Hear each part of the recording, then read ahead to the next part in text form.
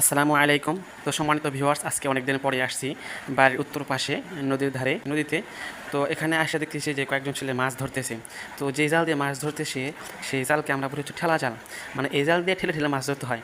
এই জাল দিয়ে অনেক দূরে দূরে দূরে মাছ ধরতে হয়। যদি আপনি আস্তে আস্তে মাছ ধরেন ঠেলেন তাহলে মাছের ভিতরে থাকবে না, চলে যাবে। সে কারণে এই মাছ ধরতে হয় এই জাল দিয়ে, অনেক জোরে জোরে দৌড়াইয়া ঠেলে ঠেলে মাছ ধরতে হয়। মাছ কিন্তু ধরতেছে একদম নদীর কিনারে, তারপরেও কিন্তু তুলনামূলকভাবে অনেক মাছ উঠতেছে জালের ভিতরে। তো ওদের কাছে চলে গেলাম, আমি যাওয়ার পরে জিজ্ঞেস করলাম, এই তোমার নাম কি? মোহাম্মদ ইসমাইল। ইসমাইল। এই তোমার নাম? মোহাম্মদ মামুনুল হক। মামুনুল হক। কি মাছ ধরছো কই থেকে? নদীর থেকে। তোমার বাড়ি কই? বাড়ি দেখো।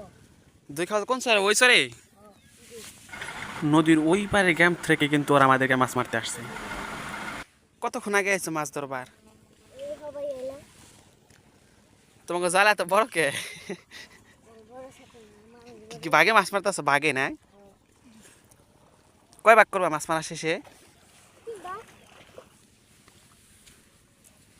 এই তোমার নাম কি?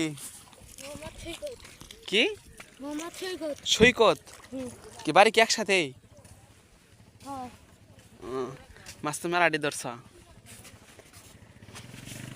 তোমার নাম কি? মোহাম্মদ মাসুদ রানা। বাড়ি কনে? বাড়ি মাজরাগা। তুমি কি মাছ মারা দেখ পারাইছ? হ্যাঁ। তো ভিউয়ার্স, আপনারা সকলেই জানেন যে মাছ নিজে হাতে ধইরা খাওয়া আর বাজার থেকে কিনে খাওয়া সেই মজা এবং স্বাদ কিন্তু সমান না। তার ভিতরে আবার একদম নদীর টাটকা মাছ, এর স্বাদ তো অতুলনীয়, যার কোনো তুলনায় হয় না। তো আমার ফেসবুকের ফ্যান ফলোয়ার যারা রয়েছেন, আপনারা সকলে ইনশাল্লাহ আমাদের বাড়িতে আসবেন এবং আমাদের নদীর টাটকা মাছ আপনি অবশ্যই খাবেন। আপনাদের সকলে দাওয়াত, ইনশাল্লাহ আপনারা সকলে আমাদের বাড়িতে আসবেন। আসসালামু আলাইকুম রহমতুল্লাহি ওয়া বারাকাতুহু। Please subscribe our channel.